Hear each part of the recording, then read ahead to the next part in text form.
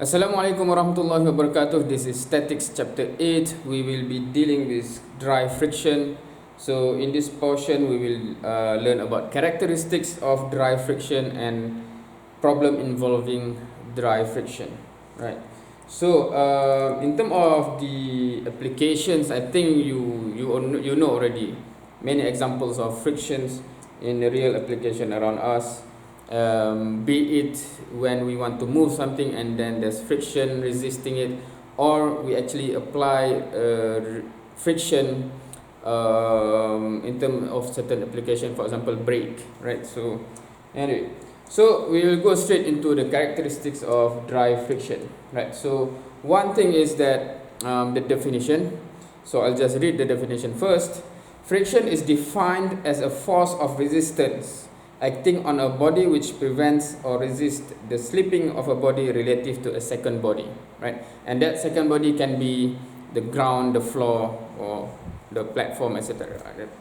So it's basically what happens when you have a contacting surface and then there's a tendency for motion and then there's a resistance force there, right? So and another fact is that experiments have shown that frictional force act tangent or parallel to the contacting surface in a direction opposing to the relative motion or tendency for motion, right? So that's another fact.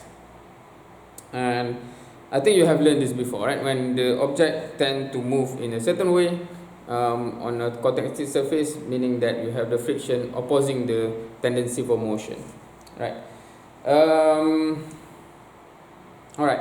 So now, imagine if we have a scenario where we have like a box on a flat surface, right?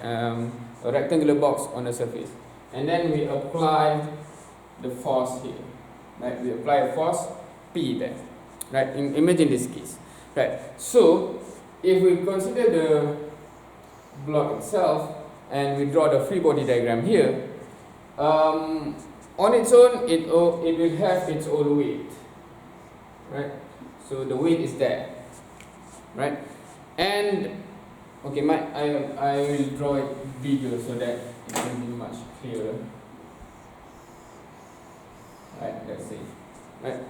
So originally it will have its own weight,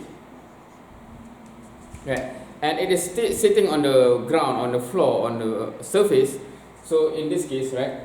So obviously it will be static there because the ground is supporting it to maintain in its position. So we have the normal reaction here, right, as we have learned before, right? In this case, you will see that summation of Fy is maintained to be 0, right, where the normal force is maintaining so that to counter the weight, hence summation of force in terms of y-axis is 0, right?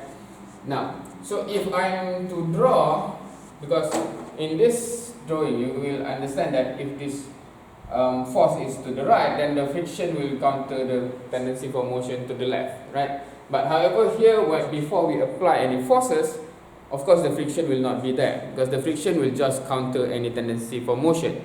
Without any force, there's no tendency for motion, right? Alright, so if I am to redraw, or if I am to draw the relationship between P, which is the force that I apply here later on, and then this F, which is the frictional force to counter, right? When P is 0, maybe I'll use a different color. If P is 0, F will be 0, right? As in this case. Let's say, if I apply P equal to 1 Newton, let's say, right? And obviously, the friction will counter the same value to maintain it to be statics, right? To be static, right? So you'll have, like, for example, 1 Newton of force P, you'll get 1 Newton of F, right? Hence, you'll get summation of Fx equal to 0. It will remain 0, right? So if I increase this to 2 Newton, this will increase to 2 Newton, hence you will have something like this, right? And basically you will see that this will be the trend, right? It will go up in a linear fashion like that, right? Because it will always have the same value, especially in this setting, because everything is horizontal, right? If you have an angular slope, then that will be a more complicated case later, right? But now, just to make it easy to understand, so let's consider this case, right? So if this goes to 3 Newton, and then 3 Newton, etc. However, for any contacting surface, you have the maximum friction that it can produce, depending on the type of surface, right? For example, if it is very smooth, it's slippery, etc., then the maximum friction tend to be low. If it's very rough, then the maximum friction can be very high. It can still resist very high force, right, with a high friction force. Now, and that maximum, so it will reach a maximum, let's call it F max, where this one will be F max equal to mu s n, right? So that is the equation that I believe you have seen that before, right? F equal to mu s n, and that s is static, right? So that is the maximum friction force when it is static, right? Now, if this already reached the maximum, okay, here. If this F is already reached the maximum F max, right, at a certain P there, right? So what will happen? Okay, at that point we have the term for it, which is impending motion, right? Impending motion meaning that the very second where it is about to have the movement, right? Any more force, it will already move. It will have a motion, right? So that's basically impending motion. It is still static, but any additional force, it will already have motion, right? So at that point, which is corresponding to this one, right? So if you keep increasing the force P, F max can meaning friction can no longer be further up, because that's the maximum that it can go. So this one will no longer be the case, right? Summation of fx will no longer be 0, because P will be bigger than F, because F is already reached the maximum. In that case, we will have a kinetic region, right? So basically, in this part here, this is static. This part here, this is kinetic. Oh, where you have movement, right? So you will be dealing with this later in next semester, perhaps in dynamic, maybe, right? So our main concern in static is just up till this point, right? So that is number one. That's the fundamental understanding that you have to have, is that the friction force will always counter the tendency for movement, and it will corresponding to the force that we apply here. And this friction can be whatever value up to the maximum value, which is mu s n, right? So make sure you understand this equation, because this is, do not just simply apply that equation, because that equation is for the maximum value. The friction can be any value within this region, right? So make sure you understand the question. If the question have some force applied, do not straight away say, oh, the friction is mu s n. It might not, because that is only the case when it is in impending motion or just about to move, right? So that's number one, right? That's the first very fundamental understanding that you have to have, right? So that's number one. Number two, now we know for a fact that for the box here to be in static, then all the summation must be 0, right? Summation of fx, summation of fy, and also summation of moment should also be 0, right? Now, originally, right, if you rewind back, so that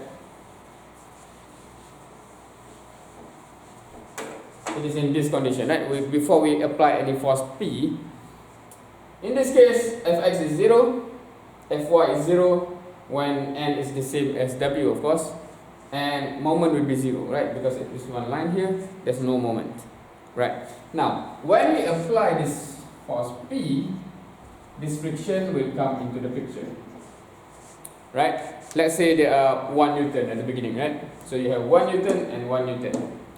Now, my question is this moment equal to 0?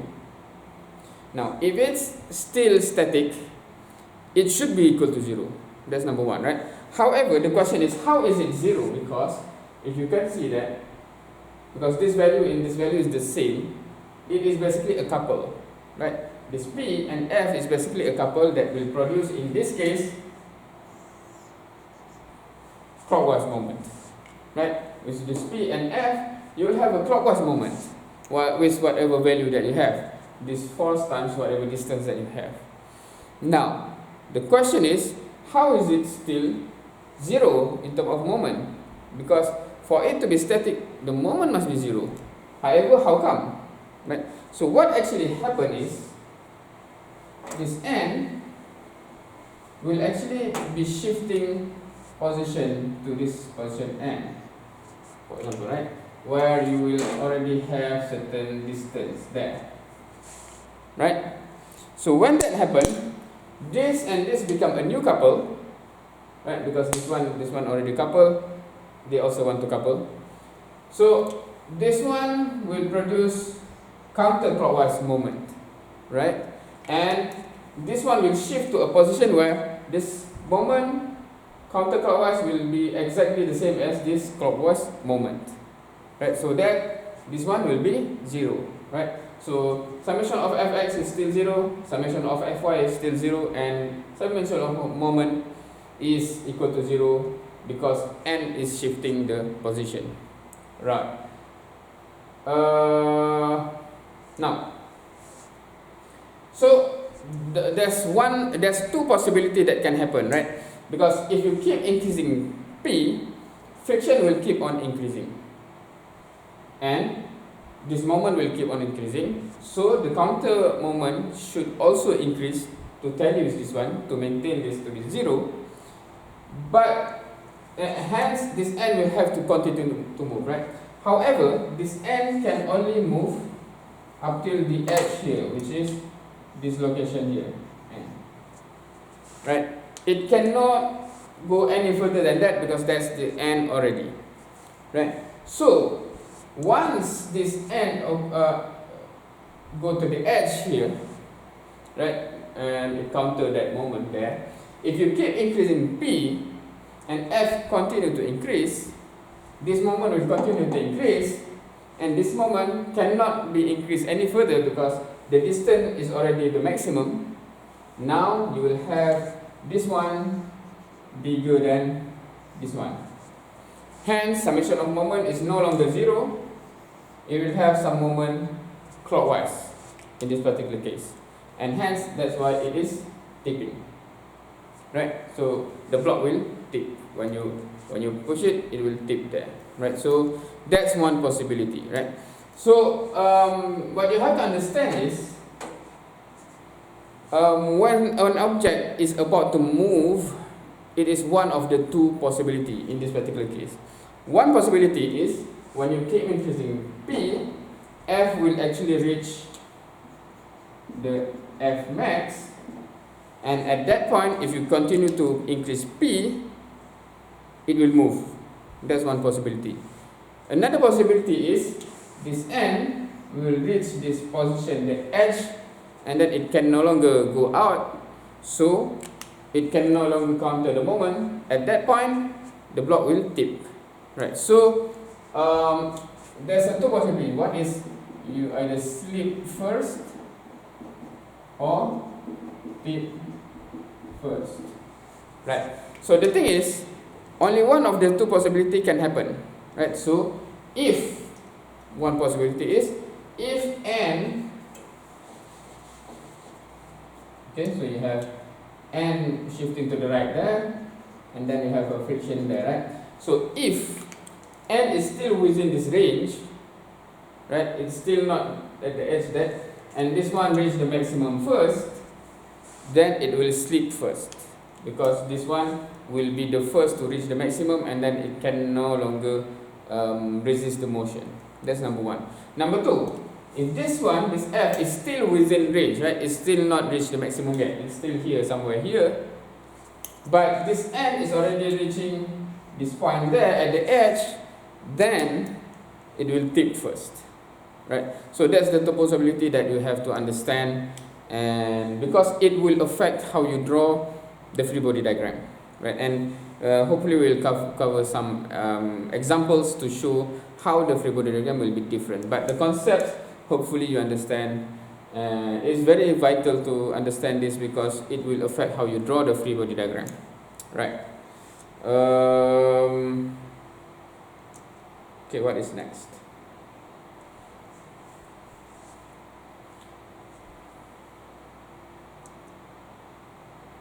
So there's a note here from the slide. I'll just going to read it. It is very important to note that the friction may be less than maximum friction force. We have mentioned that before. So just because the object is not moving, do not assume friction force is at its maximum, which is mu Sn. Do not simply just assume, oh, it's static, so mu Sn. No, that is maximum friction force that can the surface can give when it is impending motion, right? So impending motion is one term that you should know. When it is mentioned, that one, you should already know what is going on, or it's either tipping or slipping. But sometimes the question do not use that term. They just say what is the maximum force before it move, or what is maximum force that you can apply without causing any motion, etc., etc. So those kind of words or sentences you should understand. Okay, this means that the force corresponding to the impending motion, right? Alright, if you have the slide, there is a slide where about determining mu s experimentally, right? So I will not go deep into this. I will not go that much into this anyway, at all actually. But this is for you, for any one of you who are actually interested in this stuff, right? For example, if you, after learning this, and then you look at your bed, your table, your sofa, your chair, whatever, what is that mu s? If you are that kind of person, right, you want to do yourself, right? Or I want to know between my bed and my floor, or my book and my desk, whatever. So there's a way to do it, right? So if you have the slide, the slide shows how the equation is derived, and in the end you have mu s equal to w sine theta s over w cos theta s, equal to tangent theta s, right? So basically you can relate mu s to the tangent, right? So basically if you know the tangent, if you know the theta, you can calculate mu s, right? So basically what you can do is, I'm not sure if I don't have any. Okay, if you have any surface that you want to test, right? So meaning this kind, I want to test what is the mu s between this surface and this surface. So what you do is that, okay, this one is not a good example.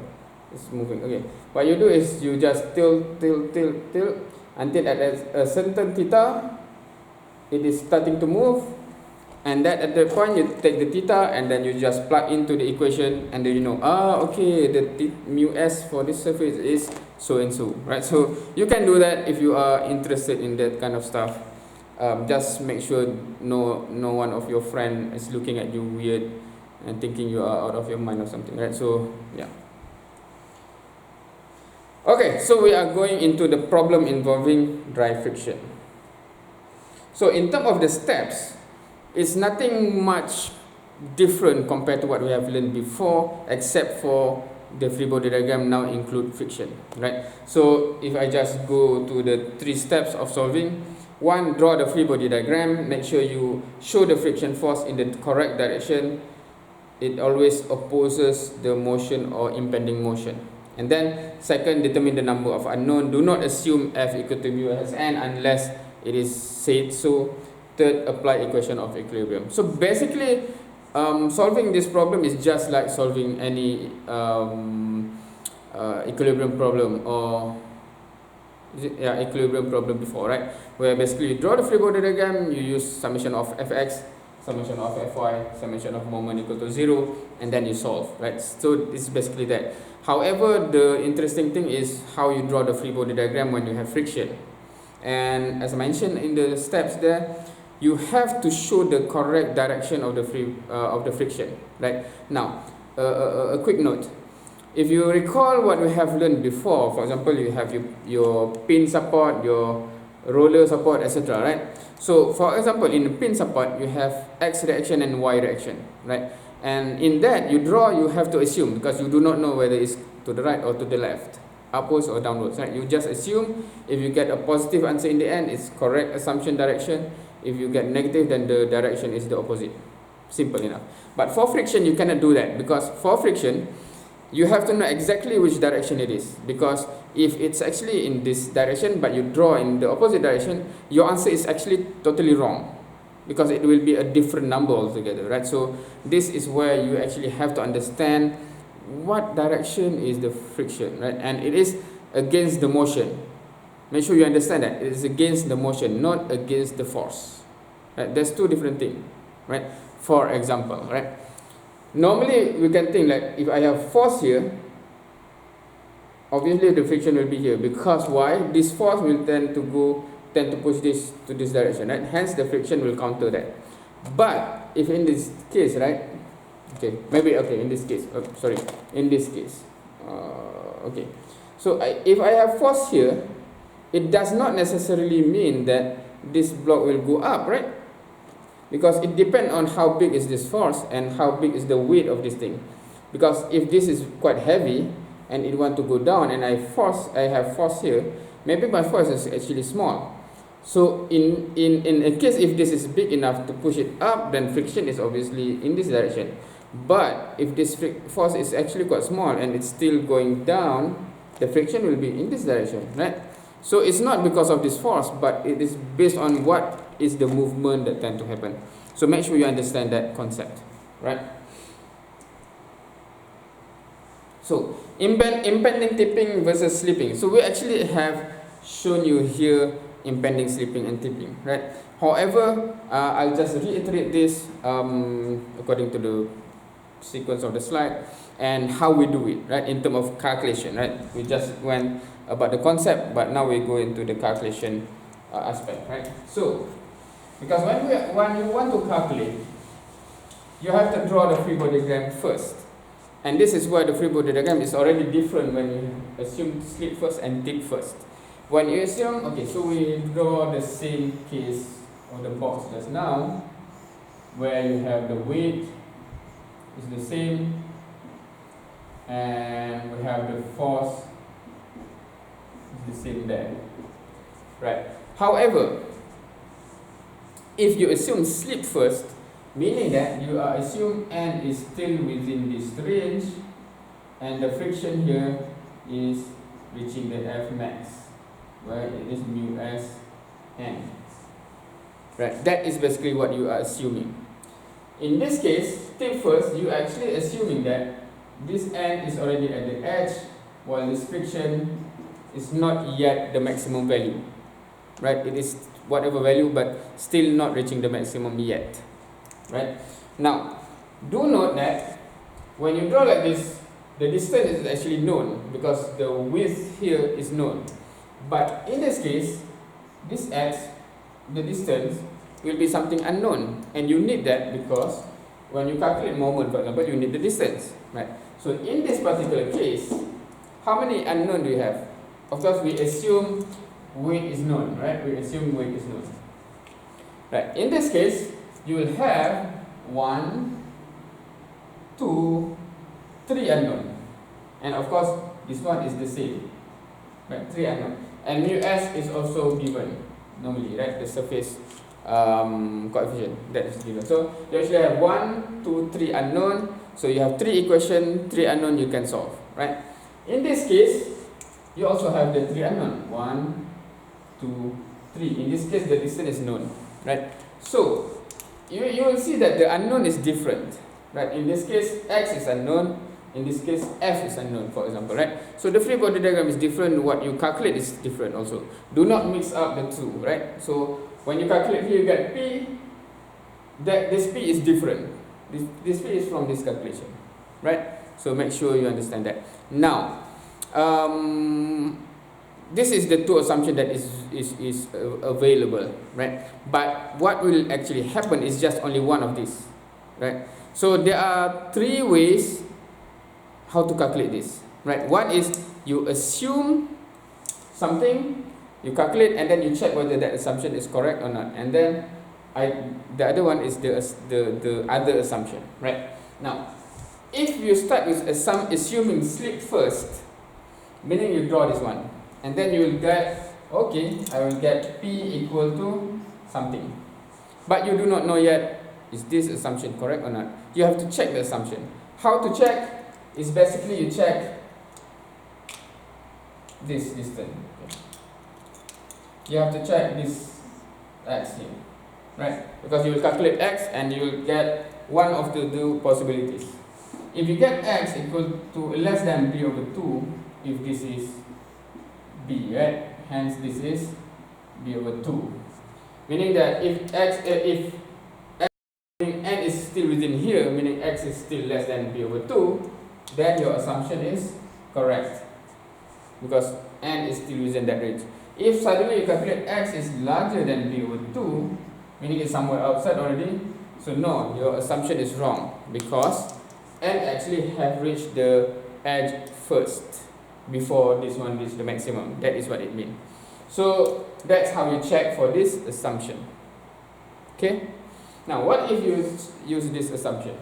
If you use this assumption, then from here you can calculate what is P. It will be different than this one, right? If you use this one, how to check this one? So you will actually check for F, right? If F is less than F max, obviously this is okay.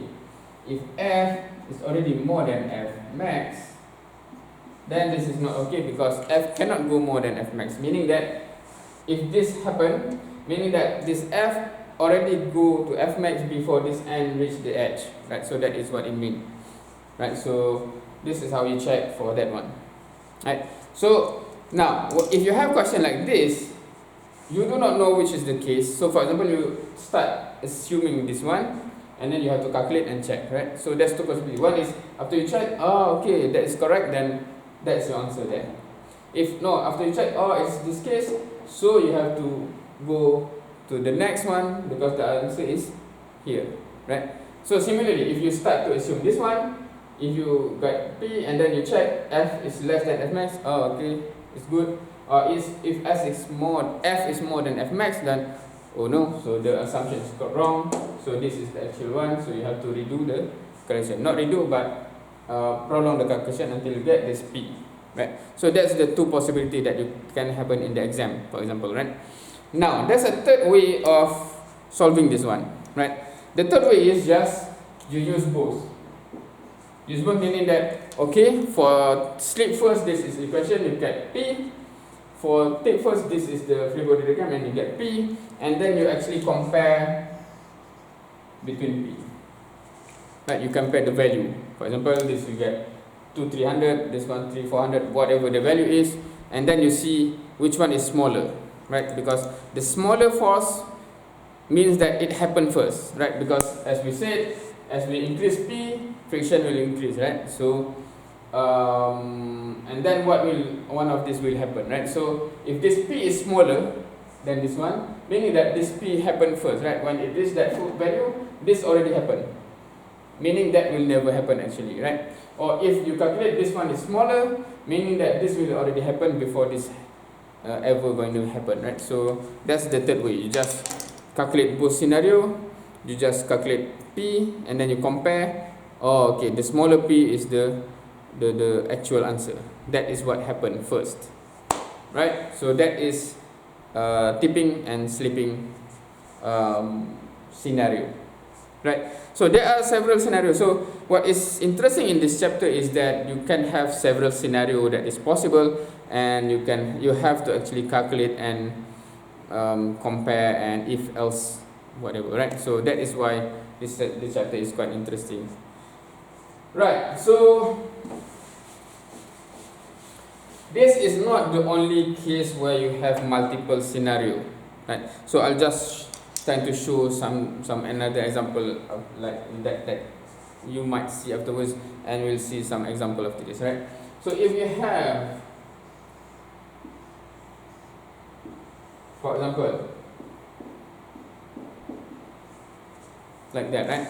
If you have two blocks, and then you have a force like this, and then the question asks what about the force before impending motion or something like that, right? So here there's also two possibilities, right? One is this block A will move on its own.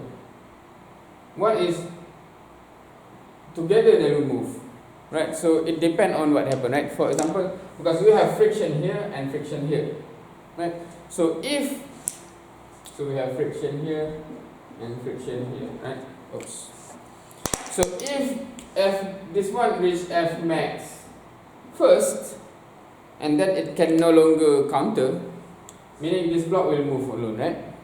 But if this is not yet F max, but this one is F max, meaning this friction can still resist the slipping between the two. So this one will be the surface where slip will happen, and then it will move together, right? So that is an example. So if you have 3 blocks or whatever, then the number of scenario might be more, right? So as long as you understand the concept, inshallah, there's no problem there. Alright, so let's see what is next. I think there's a group problem solving. Alright. So if you look at this problem here, how to do this? Okay. So I put the picture here, right? So you'll see that it's a car, and then there's a cable in front of the car, and there's an angle there you can see, and all the dimension there.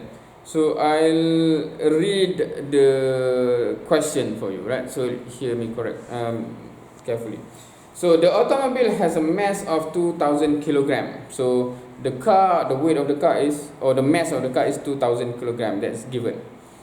And mu s is 0.3, meaning that the coefficient of friction at the surface of the tire and the floor is 0.3. Okay. Find the smallest magnitude of F required to move the car. Okay, I repeat. Find the smallest magnitude of F required to move the car if the back brakes are locked and the front wheels are free to roll. I repeat the last part. If the back brakes are locked and the front wheels are free to roll. Okay, so when you want to draw the free body diagram, so first you have to draw the free body diagram of the car, right?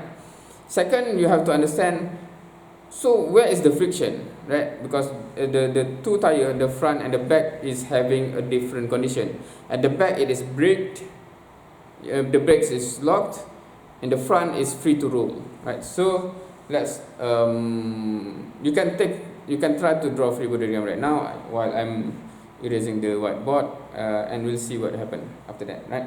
So now let's draw the free body diagram, right? So basically, so we have whatever the shape of the car, something like that, right? Is it in the frame? Alright. So this one is straightforward. You have the force here, the value, is it given? Not given, right? So, and then you have theta here, that is given, right? 30 degrees.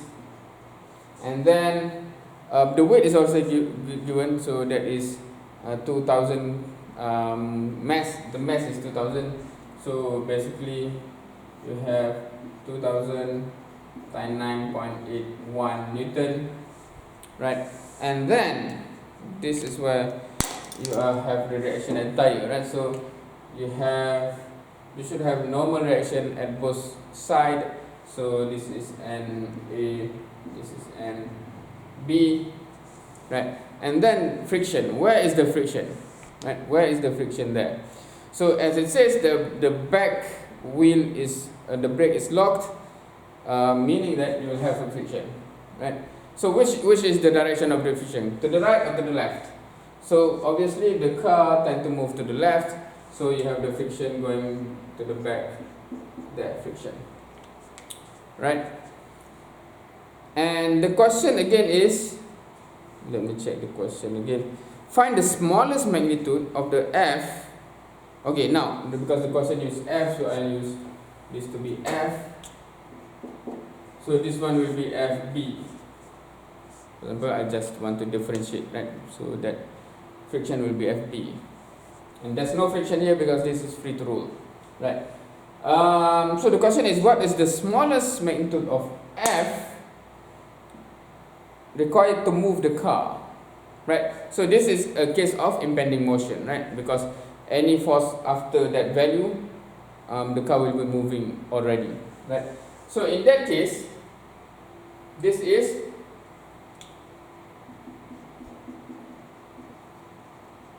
FB is FB max, right? So we have the value of 0.3, so we have 0.3 and B, right? So that is your value.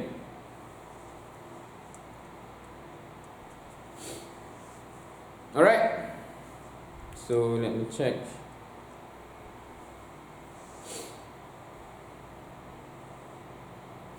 Okay, so now it's just for you to solve, right? Because the free body diagram is already established. Now it's just solving, right? So what to do? Okay, how many unknown do you have? How many unknown do you have? So you have 1, you have 2, you have 3, and then this is the same one. So you have 3, and then you have 3 equations. You should be able to solve, right? So I'll just read. We'll just try to write the equation, right? So if you do summation of fx equal to 0, so you'll have 0.3 and b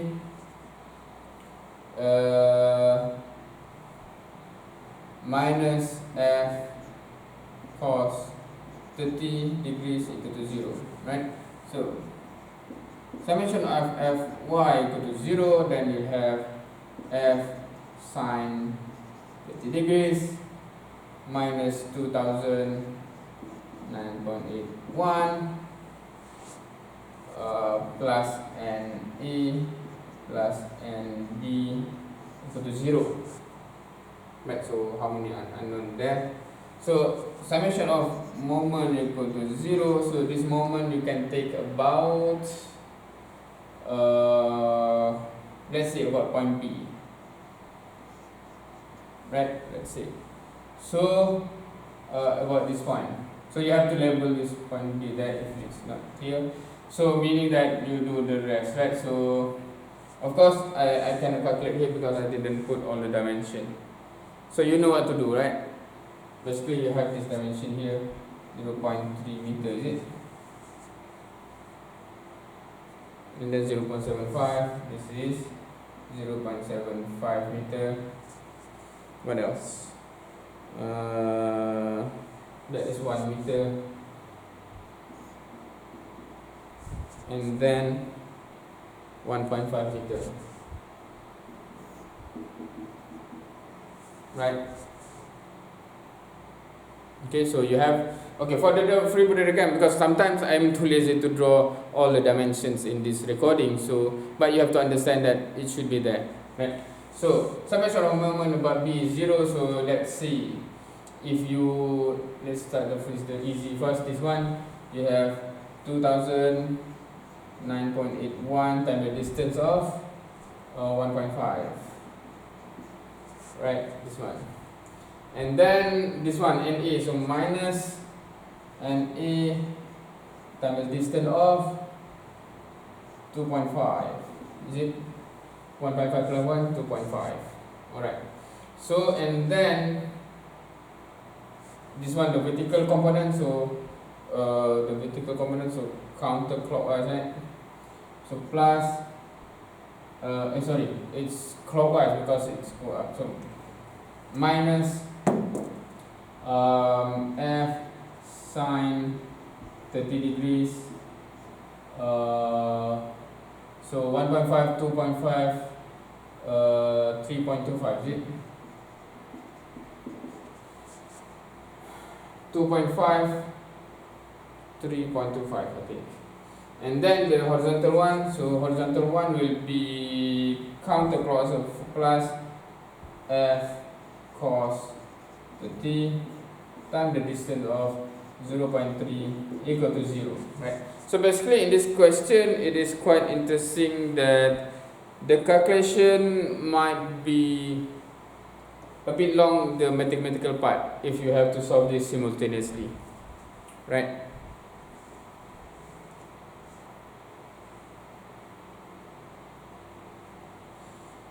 Yeah. So do check if I make any mistake, of course, and do try to solve until the end, right?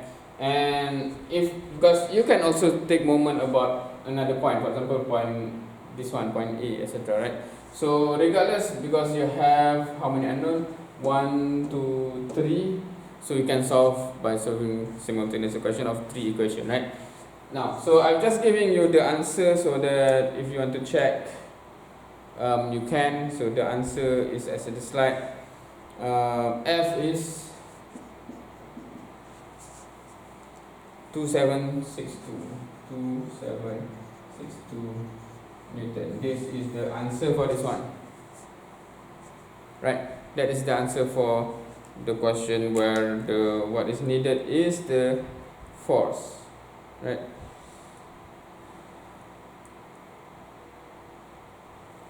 Okay, so yeah, that's the example, right? So we have another, no, we don't have another example, right? So we don't have another example. What we'll do is I'll just put some pictures that I can add here, and then we'll discuss on the free body diagram, because I assume after you get the free body diagram, what to do next is quite straightforward, and you have done this many times before, equation of equilibrium, right? So let's go for the questions, the examples, right? Okay, so this is the first question here. Of course, I do not actually put all the sentences of the question. I'm just focusing on the object or the structure, and then we'll discuss from there. Obviously, the sentence of the question can have a different impact on the scenario. So we'll try to do that based on the question, right? So the first question here, right? So basically you have the force P pushing downwards. So what will happen at box A and B? And right now we are assuming both are not smooth, right? So it depends on the question. Sometimes the question says, what if the floor at block A is smooth? So you know there's no friction there, etc., right? So right now we'll just go conceptually, right? What will happen? So here, okay, again, this is for you to try and then check whether you have it right or not, right? And the way you do that is you pause the video, because I will not wait so long, so I'll just let you pause the video if you want to try, and then continue on, and we'll just straight away discuss. Alright, so here again, pause and draw the free body diagram, and then continue. So what is the free body diagram you need to draw here, right? So obviously, because we are in the friction chapter, you have the box to draw, right? So basically you have the box A and the box B. You have to draw this one, right? So obviously, what do we have? It depends, but normally if the weight is given, so you have the weight. The weight, of course, you have to label it differently. And then you have the force from the connecting rod, right? So hopefully by now you can identify, okay, that is two force member, right? The rod. So because the rod here is two force member connected to the point and then connected to this rod like this, right? So logically you should be able to see that this one should be under compression, right? Because the force is pushing down. So in that case, this one will be corresponding to that if you draw the pin, right? Can you see? I'm drawing too small. Hopefully you can see. So with this one, basically you have the force here, right? Where this is FAC, for example. what about the friction? So obviously you have normal A, and then you have the friction A in this direction, right? Friction A, right? So that's the free body diagram here. Right, at this pin, obviously, force P is here, FAC is here, right, and obviously this will be under compression as well. So this one will be something like that, which is FBC, right, and as well, okay, if you take it a bit further, the friction will be, the force will be like that. Can you see? Like that, right? And of course you have the weight, you have the normal, and you have the friction, right? And depending on the question, so if the question asks something like, what is the minimum force P necessary to cause a movement, then what will happen? Okay, so it depends also how the question asks, right? Because each block can actually move on its own, right? For example, if it's enough, sometimes block A is the one that moving first, or sometimes block B is moving the first, right? So you have to consider all those cases, draw the free body diagram and calculate, right? Yeah. Okay, so that's basically in terms of the free body diagram, because we don't have the time or luxury of the time to cover the actual question, right? So this is free body diagram. Okay, next question. Take a look at this diagram, pause, draw the free body diagram, and we'll continue. Okay, so I'm sorry if my eyes look tired, because this is already nearly 2 a.m. so my eyes is tired already. Anyway, so how is your free body diagram? So basically, you have the ball here, cylinder something, right? So make sure you understand what is going on. So you have the moment inside there is being exerted, right? So you have moment M here given from the question, right? And then the question actually gives the condition that surface B is smooth, space A is having a friction where you have the mu s there, right? So meaning that in this case you only have an B, in this case you have an A, and also the friction. So what is the direction of the friction? So if you can imagine, this whole thing will rotate clockwise. So in this case, so the friction will be something like this, right? So that's basically it.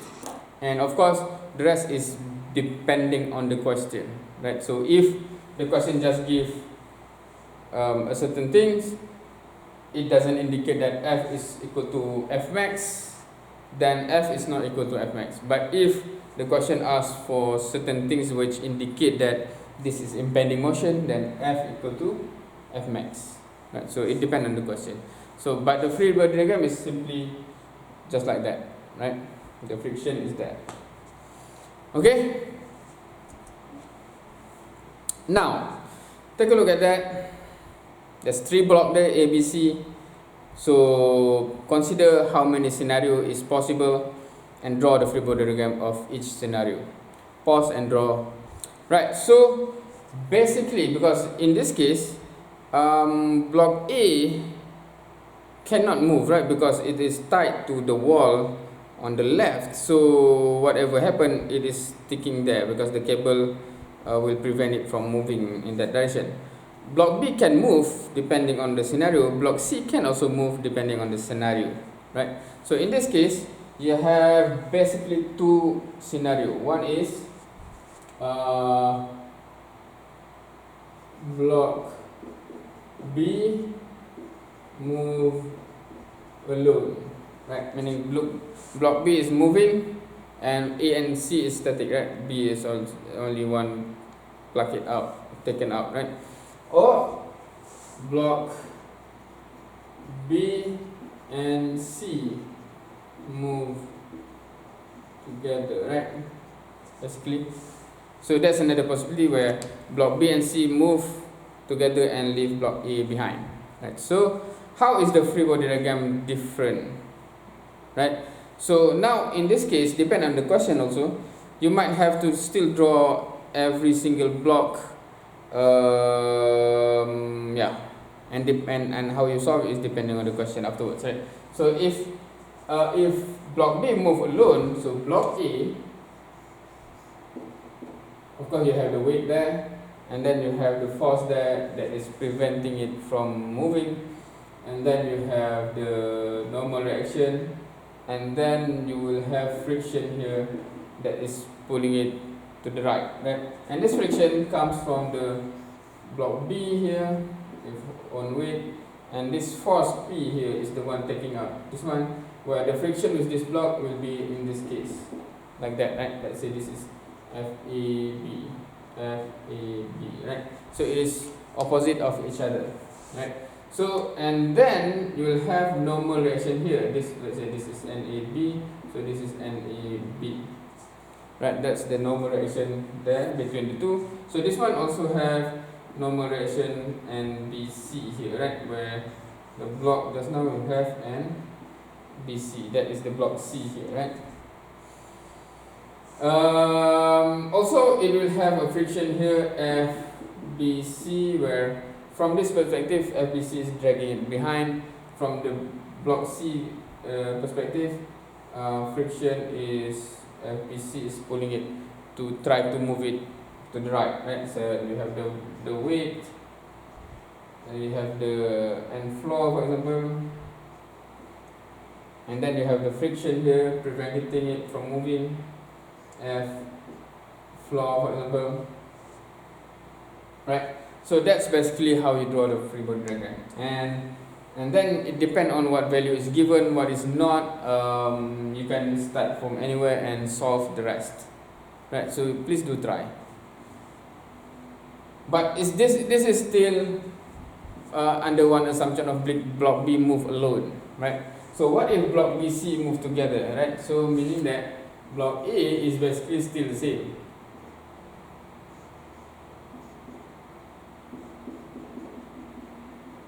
Right, so on that block is still the same. The friction FAB may be different in value, but the free body diagram is the same. So now here you have block B and C moving together. Maybe I should use the different color, right? So here you have weight, here you have weight, and then you have normal reaction here the same, and then this friction will be here FAB, right? And then you have the force here P, and then the friction here F floor, and then this is the normal, right? So the free body diagram will be something like that, where afterward you have to solve, right? So hopefully you understand. Now we have the rod here, and then we have, okay. So this is the question. Please do try to draw the free body diagram, and then we'll discuss. So in this case, you have the rod here, and depending on the question, because sometimes the question gives you the weight, so you have the weight, and then you have force P here, right? And obviously there's a normal here, normal B, and normal A. This is P, right? And then the friction, right? So this is very much depending on the question, right? So if the question says wall A is smooth, meaning that there's no friction there. If the question says the ground B is smooth, then there's no friction there, right? So it depends on the question really. So however, another aspect that will depend on the question is what is the scenario, if, okay, try to hear me, right? If the question says, determine the smallest value of P to prevent the rod from sliding, then can you imagine the tendency for motion? Right? I reiterate the question. Find the smallest value of P, or P inside there, to prevent the rod from sliding, right? So in that case, the tendency of motion is actually the rod is sliding, right? In that case, friction will be something like this and like this, right? I'm showing both in case both is not smooth. If any of this is smooth, then you do not have friction there. But the resistance for motion is like this, because the rod tend to go down, right? It is different if the question says, what is the maximum force P that you can apply without causing any motion, or before any motion will happen, right? So in that case, what is the maximum force P before any motion? The tendency is, after that P, if you keep increasing, this rod will go up, right? So if this P is big and to push the rod up, then friction will be the opposite way here and the opposite way there, right? So make sure you understand the question. Alright, next. So in this two block, right, this is quite easy. So I'll just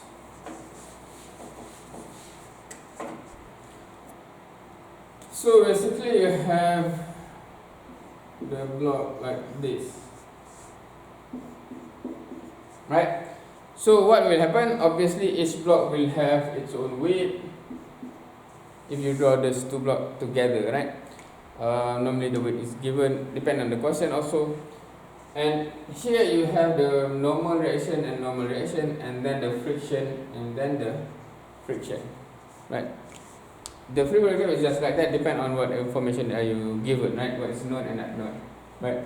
So, and if the question asks what is the current situation of the friction, so you just calculate what is the friction and the friction based on free body equation of equilibrium. But if the question asks something that indicates impending motion, then both must be F max, right? Because if this P is keep increasing, friction will keep on increasing accordingly, right? To maintain summation of Fx equal to 0, right? However, depend on the box itself. If the mu s is not the same, so one of these will reach the maximum first.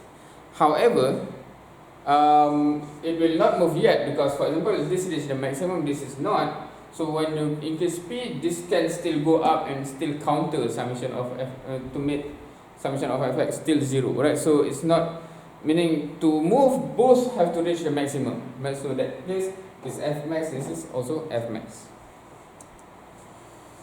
right? So in this case, normally what you have to consider is either is tipping or slipping, right? So you have to draw the two free body diagram. If you assume slipping, then n is still in the middle of the range, but friction is already maximum. If you assume tipping, n is already at the edge, right? So that's the free body diagram for each assumption. Now, some students may get confused as for the normal reaction down there, is it moved to this direction or this direction, right? So if you understand the moment, the rotation that it want to counter, you should be able to think, oh, it moved in that way, right? And if, I think you can appreciate, right? So if I'm standing here, you cannot see my leg, but if my friend is pushing me in this direction, right? If I want to resist, right, I will notice that one leg, right now, okay, originally I have same pressure, same amount of force on the bottom of my leg, right? But when my friend pushed me here, like this, right?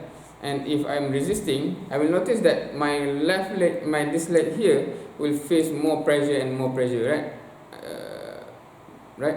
Until the point that this leg here on this side will lose any force, and it's about to lift, right? So all the force in this direction, right? So you can imagine if the force is like this, then it tend to be like this. So the normal goes there, because that is where all the forces are concentrating, right? So that's basically it. So do try, but I'm not showing this one.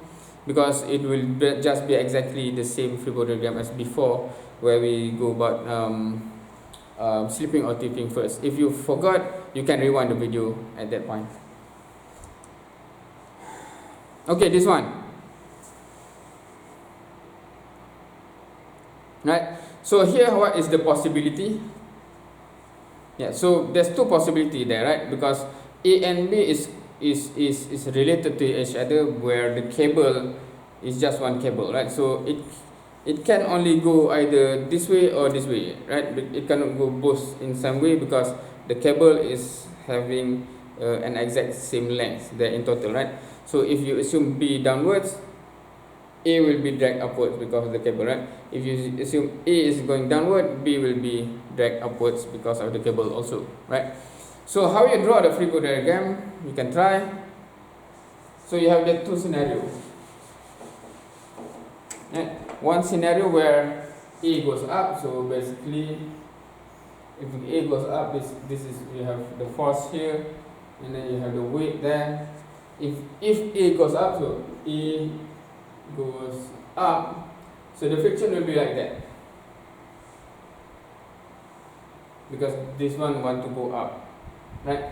And then the block underneath, the friction will be there, and then you have the weight, and if this going down, this friction is also going up, right? And then, okay, sorry, something is forgot here. There's a normal here, there's normal here, and there's normal there. That is if A goes up. If B, if A goes down, what will happen? Now this tension will always be like that, because the cable is only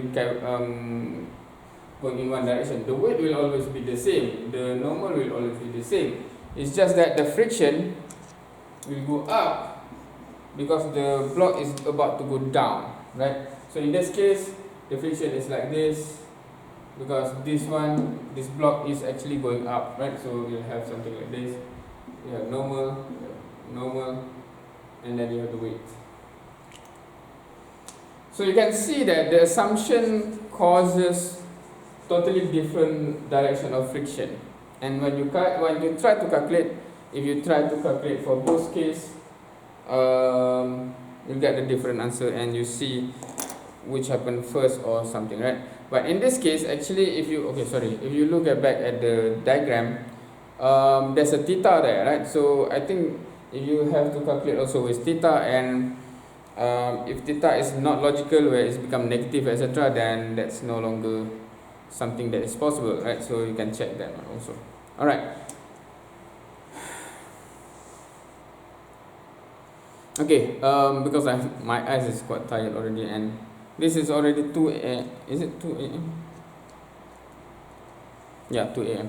All right, so I'm just going to close this down quickly, so you just verbally, it's mental exercise, but you can try. So how many scenarios we can have from this block here? So there's 3 scenarios should be, right? So one is B sleep alone, right? I'm not talking about sleep alone, right? Just move alone, right? Next, B tip first, right? B tip. C, A and B sleep together. What am I talking about? I'm already wanted to sleep. Anyway, A and B move together, right? So that's the 3 possibilities, right? So in terms of the free body diagram, okay, we just have to draw the free body diagram, because you have friction there. So B sleep, B tip, A and B sleep together, right? So if B sleep, so the object will be something like, where is the force? Force is here, friction is here, weight is here, normal here, right? Right. That will be basically the thing that you have to solve. Next, B tip is basically N is at the edge here, so P, F, W. N is already at the edge, but F is not yet maximum.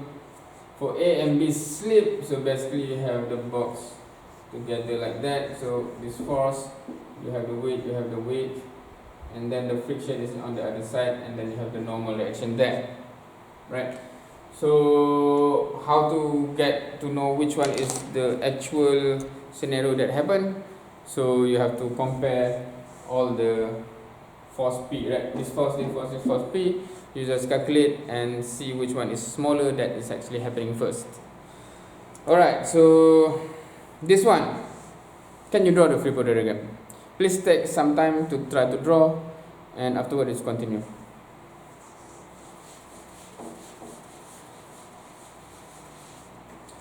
Alright, so in this case, now there's a fundamental question here.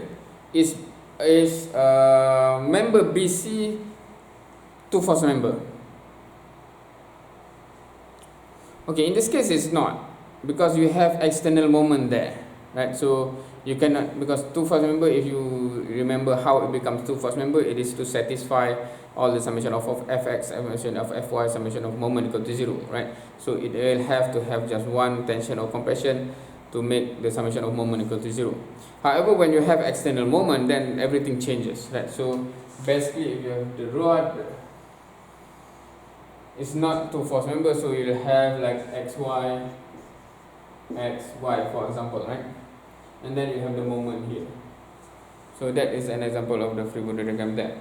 So then this one is connected to the cylinder there, right? So if this is like this, so I have to draw correspondingly here, right? So this one will be like that, this one will go up. And depending on the weight also, if the weight is there, is given, then you have the weight, otherwise it's negligible. And then you have normal at A and the friction, right? So what is the direction of friction there? Right, if you can imagine what will happen here, it will rotate like this. So this one, it tendency to rotate counterclockwise, so the friction will counter that one, right? Correct?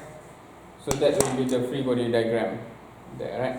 So make sure you are familiar with this kind of drawing, diagram also, structure also, right? Because when it's having some cylinder rotating, so what is the friction? You have to be able to visualize the movement, and then the friction will counter that one, alright? Similarly here, if you want to draw, there's only two forces that you have to add when you draw the free body diagram, right? One is the normal force at the contact surface, one is the friction. In this case, the friction will be to the right or to the left. It should be easy. It should be to the left, right? Because the whole thing is in the direction. But however, I just saw the point G there. So it's actually depending on what's going on, because it tends to rotate in this way. But if we assume P is dominant, then friction force will be to the left, right? Because it tends to rotate that way, so the friction will counter it, right? So yeah, that's basically it. So this one you have to create the question also, basically all the question. Alright, so that's it. So that's among the type of question that can be asked. Is there any different question from the past exam? So I also recorded the class session where we actually calculate a bit more detail in terms of calculation of past exam papers question for friction. You can take a look at that one also in the recording for the class also. Not the lecture like this, but the class with the students. So we actually solve previous exam questions. So do look into the playlist of MAC H1301 semester so and so, right? What else? So that is about it. Hopefully you will try to calculate until the end for each of these different possibilities, scenarios, etc. Do try everything. Do not regret later that you do not try that one that actually suddenly go into the exam or something similar or something, right? So do try all of those, hopefully much prepared for the final, inshallah. Pray for me also. I'm sleepy. What am I saying? So I'm actually already sleepy that I'm talking nonsense. But anyway, so all the best. So this is this it. Any question you can comment down there. Any suggestion of, if I have time, I will try to accommodate what's next, what is missing from all this lecture that might help you. So maybe additional something or something. Depending on your suggestion and depending on the availability of the time, etc. So with that, we end the session. Assalamualaikum warahmatullahi wabarakatuh.